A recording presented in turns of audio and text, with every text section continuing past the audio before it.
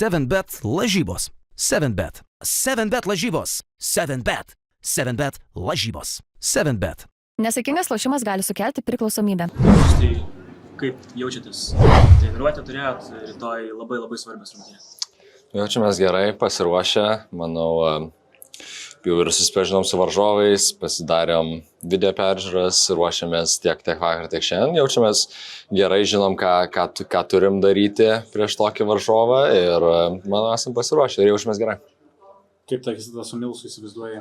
Jau pieši scenarijus savo galvoje, kur apsivarai, sulaužai čiurnas? Ne, aš tik įsivaizduoju, kaip su didelė energija išeinu ir bandom gyvenimą apsunkinti. Čia ne tokios varžybos, kur tu negali čia džiaugtis, ar čia, geras, prieš gerą žaidėją žaidži, čia tokių dalykų finalo ketvirtas negali būti. Tai laukiu, aišku, nes vienas turbūt geriausių žaidėjų, prieš kurį būsiu žaidęs, bet nėra to tokio, darbinės nuotaikos, nėra taip, kad čia džiaugsmas kažkoks, nesu per daug aišku smagu, bet proto ribos. Dar kalbant apie Milsą, mačiau tavo BCL interviu, kur buvo ten paminėta, kad St. Mary's universitete jisai labai didžiulė žvaigždė.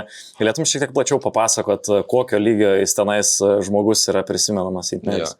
Tai visų pirma, tai jis turbūt geriausią NBA karjerą turėjęs žaidėjas iš mūsų universiteto. Man atrodo, vienas iš nedaugelio, kuris ir prasidraftavęs yra. Ta visa australų, kaip čia pasakyti, ne dinastija, bet ta connectioną visą, ne nuo jo prasidėjo, bet jis buvo tas, kur jau australai įstikino, kad čia gera vieta, reikia važiuoti. Bet, žinoma, vis tiek lygina tiek su Delvedova, tiek su Milsu. Milsas turi mylios, mes bėgam mylę kiekvienais metais, jis turi geriausią visų laiką mylios per 440, man atrodo, kas, kosmosas yra. Bet, tai visą laiką tie kažkiek palyginimai ar jį prisimena, kad, nes jis ten tik 2 metus buvo, nebuvo visus 4, bet per tuos 2 metus taip iššovė, kad paties NBA varė. Ir tai jis tikrai yra labai gerbiamas tenais, jo marškinėliai iškelti palubės ir žmonės maloniai prisimena.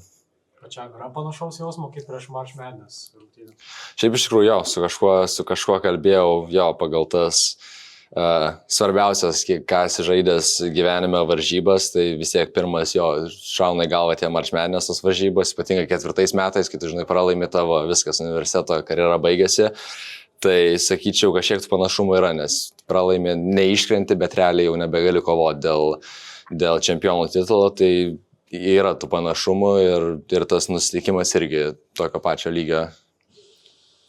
Pats nesi dar žaidęs šitoje arenoje, bet aš nenoriu vėl grįžti prie to tėčio. 92 metais laimėjo čia olimpinę bronzą Lietuvoje. Ir esi matęs tas rungtynės, peržiūrinėjęs kažkokius turi? Kažkiek esu matęs, šiaip irgi tik šiandien sužinau, man Besa pasakė asistentas, kad toj pačio arenoje, tai smagu, aišku, žaidė prieš ten rimtas komandas, prieš Dream Teamą irgi, man atrodo, žaidė. Tai... esu matęs highlightus, ten visos varžybos šiek tiek skaudžiai pralaimėjau, tai visų varžybų nebuvau matęs, bet mačiau tas ištraukas highlightus. Užsiminė apie Milso rekordą, kiek toli nuo jo pats likai nuo tos mylios? Labai toli. Aš ilgų distancijų labai nemėgstu bėgti ir negaliu bėgti, bet tenais... Man atrodo, komandžiokai buvo arčiausiai, kurie ten irgi gal 3 ir 4 laiką turėjo visų laikų, tai gal ten 10 sekundžių ir 15 atsiliko. Ten 4:40 yra labai rimtas pasiekimas. Kitas Tenerifės variklis Marcelinho Huertas, 42 metų. Tai pirmas klausimas, ar pats save įsivaizduoji kiek metų žaidžiant? O kitas dalykas, kaip sustabdyti šitą kompiuterį? Pirmas, tai nežinau, baisiai skamba dar.